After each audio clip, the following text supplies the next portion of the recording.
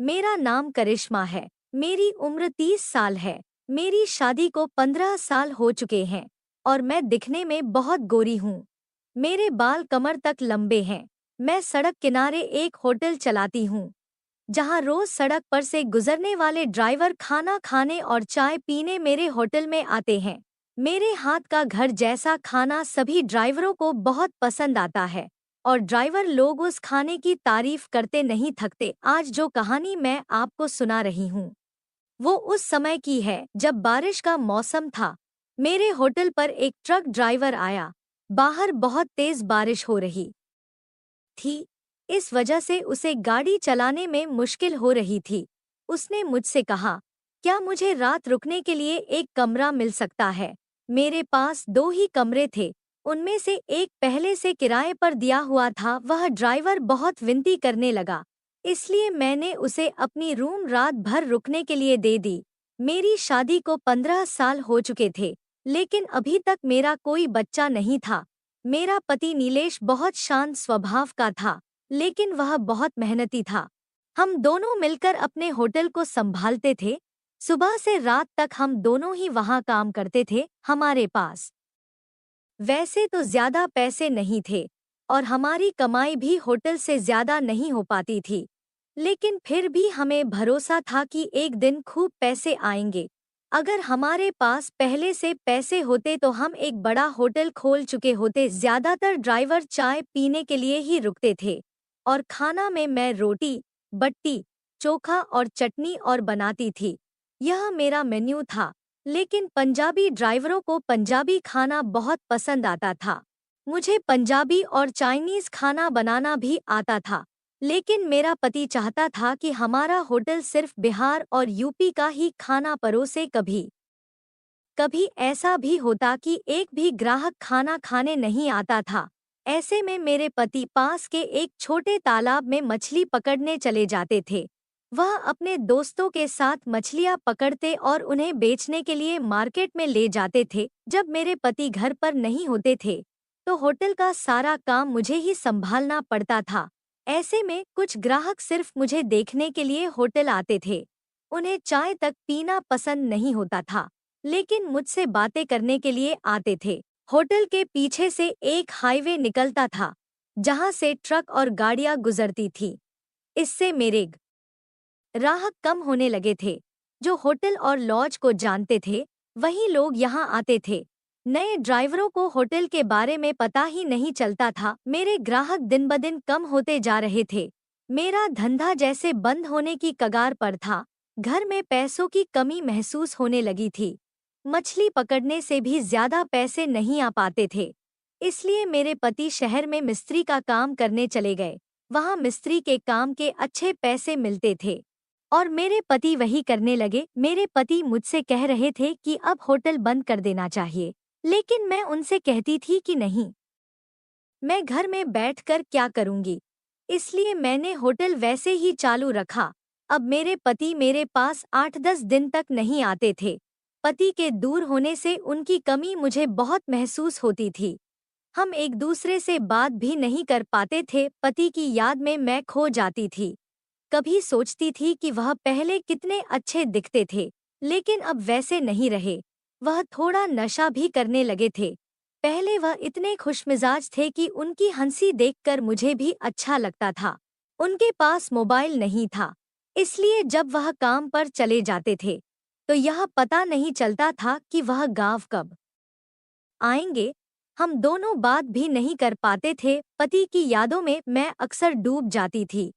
कभी कभी वह मुझसे प्यार से कहते थे कि अब नशा नहीं करूंगा। उनकी बातों से मेरा गुस्सा भी खत्म हो जाता था और मैं हंसने लगती थी।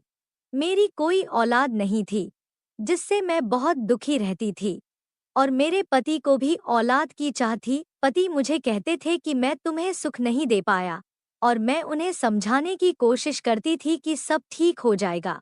पैसे की कमी के कारण वह अक्सर निराश हो जाते थे और उनकी निराशा मुझे भी दुखी कर देती थी। लेकिन मैंने कभी कोई जिद नहीं की। एक दिन बारिश हो रही थी और रात का समय था। तभी एक ट्रक मेरे होटल के सामने आकर रुका। मैं होटल बंद करने ही वाली थी, तभी एक ट्रक ड्राइवर आया। उसने टॉर्च जलाकर होटल की तरफ देखा और मुझसे पूछा, क्या खाने को कुछ मिलेगा? मैंने कहा, हाँ, मैं अभी गर्म खाना बना देती हूँ। पहले मैंने उसे चाय बनाकर दी, फिर खाना बनाने में लग गई। 20 मिनट के अंदर मैंने उसे खाना परोस दिया। उसने भरपेट खाया और बोला, आपके हाथ का खाना बहुत स्वादिष्ट है। मैंने उसे धन्यवाद दिया। वह बोला, बारिश बहुत तेज है, मैं गाड़ी नहीं चला पाऊंगा। क्या यहाँ रुकने को कोई जगह मिलेगी? मेरे पास 2 कमरे थे, जिनमें से एक किराए पर था। वह स्वभाव से बहुत अच्छा लग रहा था, इसलिए मैंने सोचा कि ग्राहकों की संख्या वैसे ही कम हो गई है, उसे मना करना सही नहीं होगा। मैंने कहा, एक कमरा है, लेकिन उसमें मैं रहती हूँ। उसने कहा, कोई बात नहीं, मैं वहाँ एडजस्ट कर लूंगा। वह ट्रक से अपना बैग लेकर आया। मैंने उसे कमरे में ले जाकर जगह दी। कमरे में 2 पलंग थे। उसने अपना बैग रखा और एक पलंग पर आराम करने लगा। मैं होटल के बाकी काम निपटा रही थी। वह एक पलंग पर सो गया और दूसरे पर मैं। रात के करीब 2 बज रहे थे। बारिश रुकने का नाम नहीं ले रही थी। बिजली भी चमक रही थी। मैंने देखा कि वह ठंड से कांप रहा था। मुझे उस पर दया आई। मैंने अपनी एक चादर उसे ओढ़ा दी। वह सो रहा था, इसलिए मैंने उसे उठाया नहीं, लेकिन मुझे महसूस हुआ कि उसे बुखार भी हो गया था। शायद वह पूरी तरह से भीग गया था। मेरे पास कुछ दवाइयाँ थीं। मैंने उसे उठाया और कहा, आपको तेज बुखार है, ठंड और सर्दी हो गई है, यह दवाइयाँ ले लीजिए, इससे सुबह तक आराम मिलेगा। उसने दवाइयाँ ली और मुझसे पूछा, क्या आप यहाँ अकेले रहती हैं? मैंने कहा, हाँ, यह होटल मेरा है। मेरे पति शहर में काम करते हैं। हाईवे सड़क पार जाने के बाद हमारे ग्राहक कम हो गए हैं। फिर मैंने उसे आराम करने को कहा और मैं भी सो गई। सुबह 5 बजे मेरी आँख खुली। मैंने देखा कि ट्रक ड्राइवर वहाँ नहीं था। बाहर जाकर देखा तो भी वह नहीं दिखा, लेकिन उसने पलंग पर 3,000 रुपए रखे थे। मैं सोच में पड़ गई कि वह बिना बताए चला गया। कम से कम जाते वक्त बताना तो चाहिए था, लेकिन वह आदमी बहुत ईमानदार था।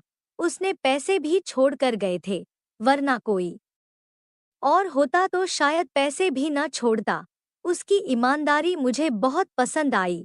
अगले दिन मेरा पति वापस आया। वह 20 दिनों से मेरे पास नहीं था। मैंने उससे पूछा, आप इतने दिनों तक क्यों नहीं आए? कहाँ चले गए थे?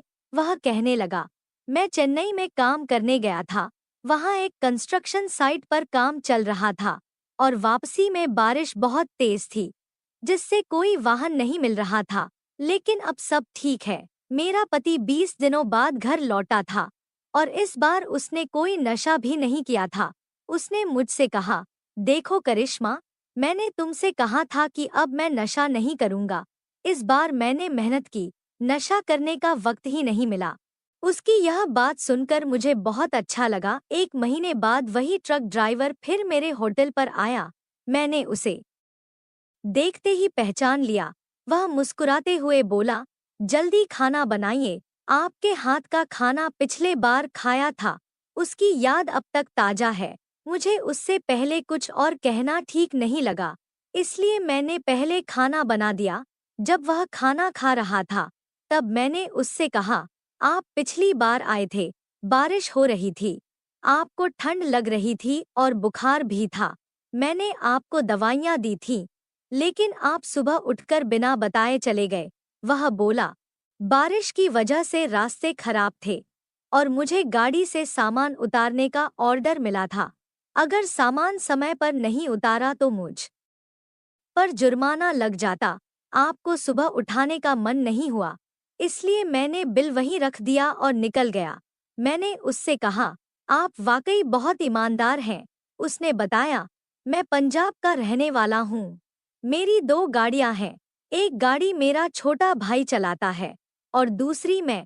फिर वह कहने लगा, आपके हाथ का खाना इतना स्वादिष्ट है कि आपको होटल बड़ा करना चाहिए। मैंने उसे बताया, इसके लिए बहुत पैसा चाहिए, जो हमारे जैसे गरीबों के पास नहीं है। इसी होटल से हमारा घर चलता है।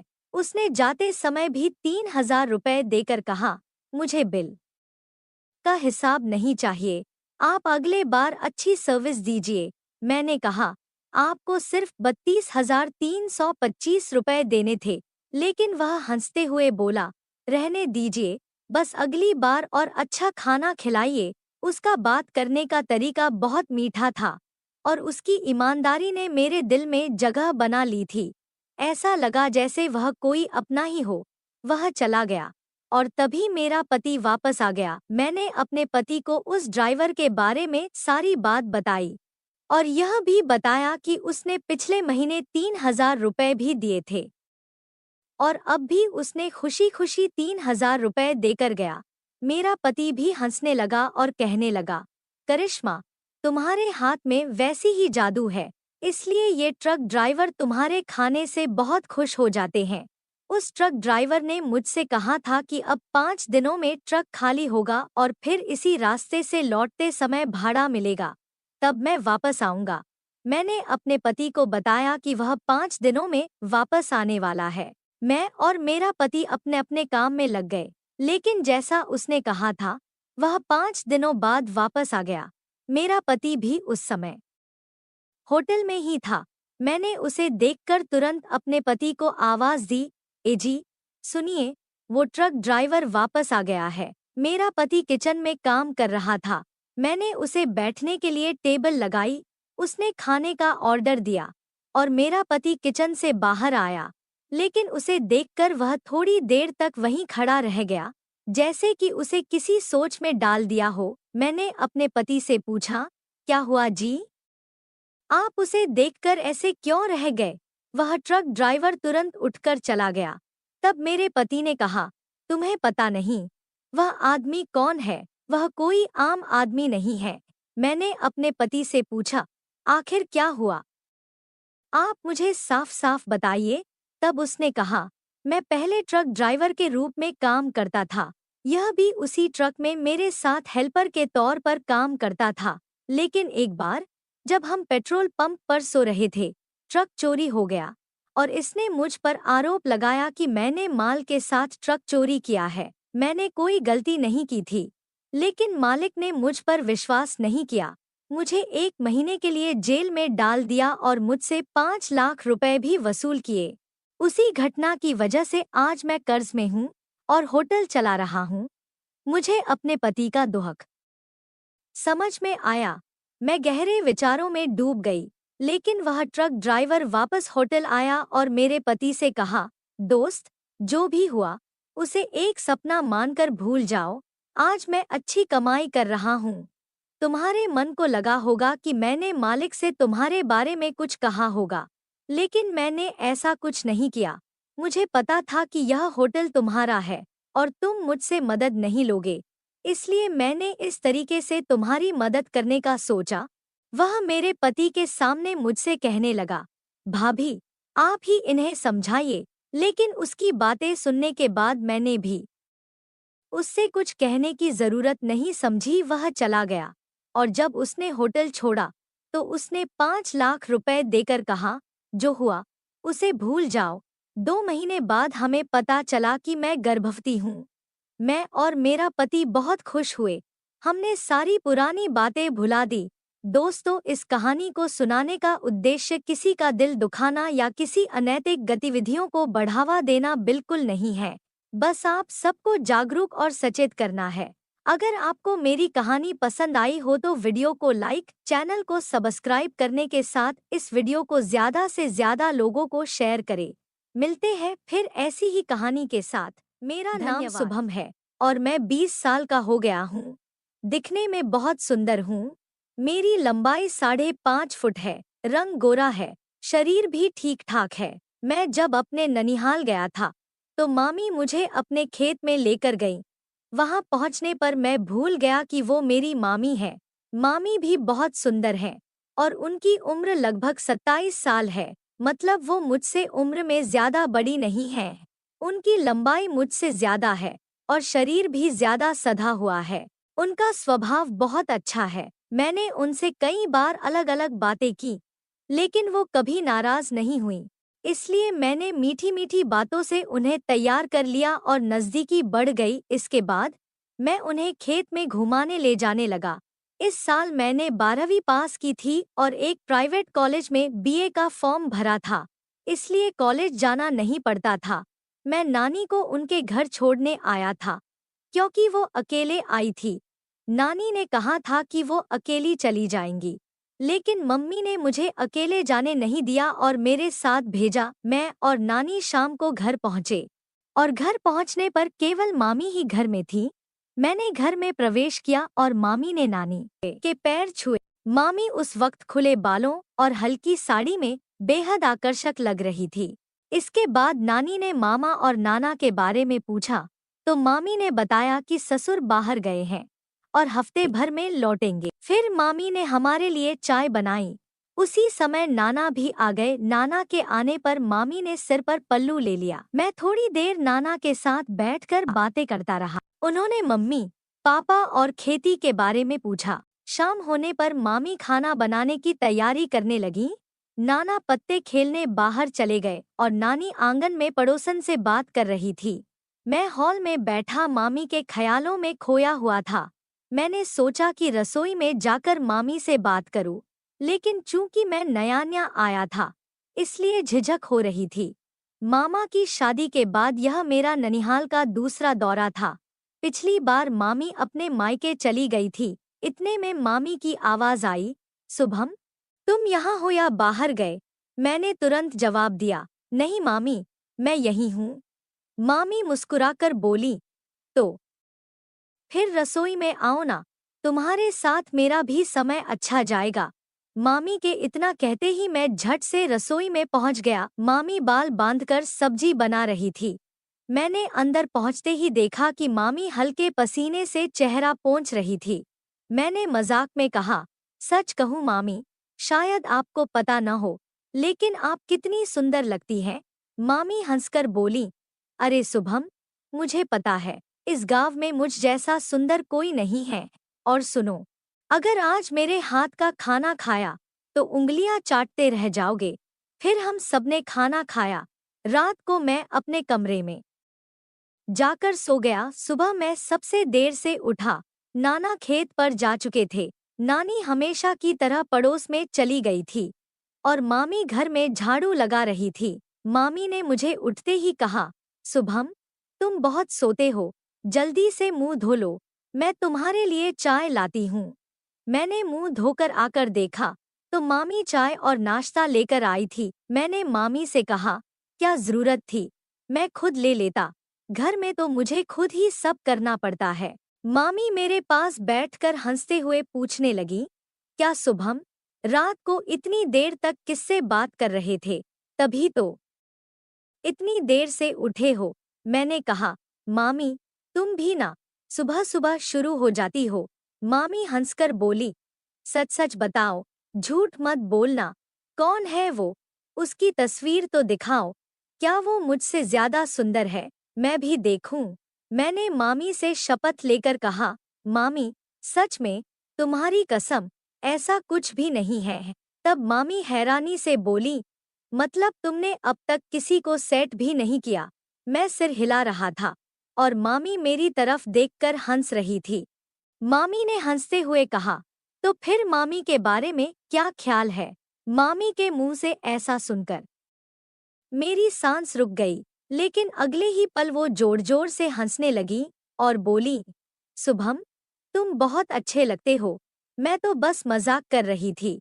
फिर उन्होंने चाय का कप उठाया और अपने काम में लग गईं। सच कहूँ तो मामी का स्वभाव बहुत अच्छा है, वो हमेशा ऐसे मजाक करती रहती है।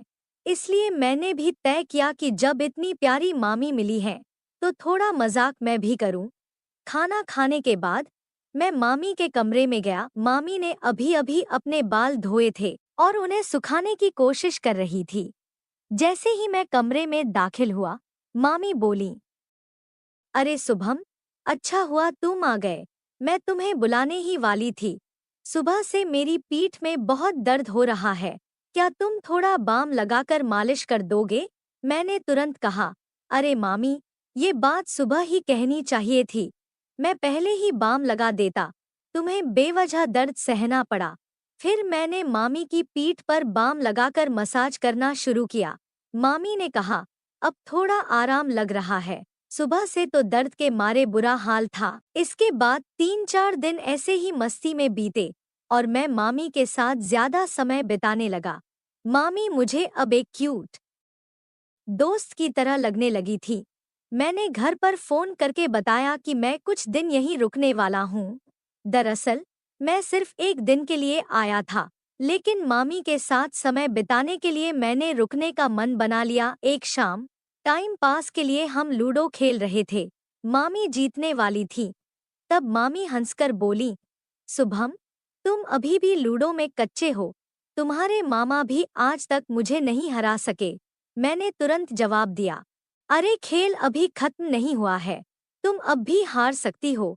मामी हंसकर बोली, रोहन, चाहे तुम कितनी भी कोशिश कर लो, मैं हारने वाली नहीं हूँ। मैंने उन्हें चैलेंज दिया, अगर तुम हारी तो मैं जो कहूँगा तुम्हें करना होगा। मामी ने हंसते हुए कहा, ठीक है, बता तेरी क्या शर्त है। मैंने मामी को कहा, एक बार सोच लो, बाद में पीछे मत हटना। मामी हंसकर बोली, पहले हरा कर तो दिखा। खेल में अचानक 3 बार मेरे नंबर आए और मैंने गेम पलट दिया। मुझे लगा जैसे मैंने कोई बड़ी जंग जीत ली हो। मामी का चेहरा हारने के बाद मायूस हो गया। मामी बोली, शुभम, तुमने चीटिंग की है। मैंने हंसते हुए कहा, नहीं मामी, अब कोई बहाना नहीं चलेगा। मामी ने हंसते हुए कहा, ठीक है, बताओ तुम्हारी क्या इच्छा है। मैंने थोड़े गंभीर होकर कहा, मामी प्लीज गुस्सा मत होना और मेरी बात का बुरा मत मानना। मामी बोली, अरे नहीं गुस्सा करूंगी, बोलो क्या कहना है। मैंने एक ही सांस में मामी से सब कुछ कह दिया और शांत हो गया। मामी बोली, तुम क्या कह रहे हो, तुम्हें समझ में भी आता है? मैं तुम्हारी मामी हूँ। मैंने माफी मांगते हुए कहा, प्लीज मामी, मेरी बात का बुरा मत मानो। मामी हंसकर बोली, शुभम, मैं तुमसे क्यों गुस्सा करूंगी, लेकिन तुम ही सोचो कि मैं तुम्हारी मामी हूँ। मैंने कहा, प्लीज मामी, मेरी बात समझने की कोशिश करो। मामी ने कहा, ठीक है, लेकिन एक वादा करो कि तुम ये बात किसी से नहीं कहोगे, यहाँ तक कि अपने दोस्तों से भी नहीं। मैंने खुश होकर कहा, पक्का वादा करता हूँ मामी, किसी से नहीं कहूँगा। ऐसे ही बातें चल रही थी कि अचानक नानी ने आवाज दी, मोनिका, चाय बना दो। 3 बज गए हैं। मामी चाय बनाने किचन में चली गई। थोड़ी देर बाद मैं भी किचन में जाकर खड़ा हो गया। अब मुझे एक पल भी रुकना मुश्किल लग रहा था। मैं तो जैसे मामी के आगे पीछे घूमने लगा था। मैं मामी के पीछे पीछे घूम रहा था। मामी हंसते हुए बोली, शुभम प्लीज, इतना मत करो, थोड़ा संयम रखो। घर में हमेशा अम्मा जी रहती हैं और अब तो रात में वो हमारे साथ वाले कमरे में सोने लगी है, इसलिए मुझे थोड़ी चिंता हो रही थी। अगले दिन मामी ने कहा, अब ऐसा करते हैं शुभम, हम खेत पर चलते हैं, वहाँ कोई नहीं होगा। मैंने हंसते हुए कहा, मामी, बाद में आप थक जाएंगी और फिर खड़ी भी नहीं हो पाएंगी। मामी ने हैरानी से पूछा, क्या? तो मैंने कहा, आप जमीन पर रुकेंगी क्या? वहाँ तो मिट्टी और लकड़ी होगी। मामी हंसते हुए बोली, शुभम, तुम्हारी बातें ही अलग होती हैं। वहाँ हमारी एक झोपड़ी है। ठीक है, पहले चाय पी लेते हैं। मामी ने कहा, ऐसी जल्दी मत करो, अभी दिन पूरी तरह ढला नहीं है, थोड़ा इंतजार करते हैं। हम बातें कर ही रहे थे कि अम्मा जी ने आवाज दी, तुम दोनों की बातें खत्म हो गई हों तो चाय ले आओ। फिर हम चाय लेकर अम्मा के पास गए। मैं तो बस सोच रहा था कि शाम कब होगी और हम खेत पर कब जाएंगे। जब सूर्य डूबने लगा, मामी नानी के पास गईं और पूछा, आज मैं और रोहन खेत पर जा रहे हैं, जल्दी लौट आएंगे। नानी ने इजाजत दे दी और कहा, ठीक है, लेकिन जल्दी वापस आना। इसके बाद मामी अपनी बेडरूम में गईं।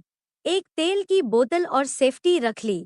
मैं हंसते हुए बोला, मामी, तुम्हें तो खूब अनुभव है। मामी ने मुस्कुराते हुए कहा, रोहन, आजकल तुम्हें बहुत बातें करने की आदत हो गई है, ज्यादा नाटक मत करना। मैंने भी मजाक में कहा, मामी, आपकी तो मस्ती खत्म ही नहीं होती। करीब 15-20 मिनट के कच्चे रास्ते पर चलने के बाद हम आखिरकार खेत पहुंच गए। खेत पहुंचने के बाद मामी ने झोपड़ी का दरवाजा खोला, अंदर जाकर बल्ब जलाया। वहां एक चारपाई थी और कुछ औषधियां और खाद रखी थी। मामी ने कहा, रोहन, ये सब छोड़ो और अब मुझे अपनी सबसे अच्छी दोस्त समझो। इसके बाद मामी ने कुछ समय तक मुझसे बातें की। वो लगातार हंस रही थी। लगभग आधे घंटे बाद हमने दरवाजा बंद किया, हाथ पैर धोए और घर की ओर चल दिए। रास्ते भर मामी मुस्कुराती रहीं, लेकिन मैं थोड़ा परेशान था। मामी हंसते हुए पूछने लगी, अब कैसा लग रहा है, रोहन? मैंने जवाब दिया, मामी, बहुत अच्छा नहीं लग रहा।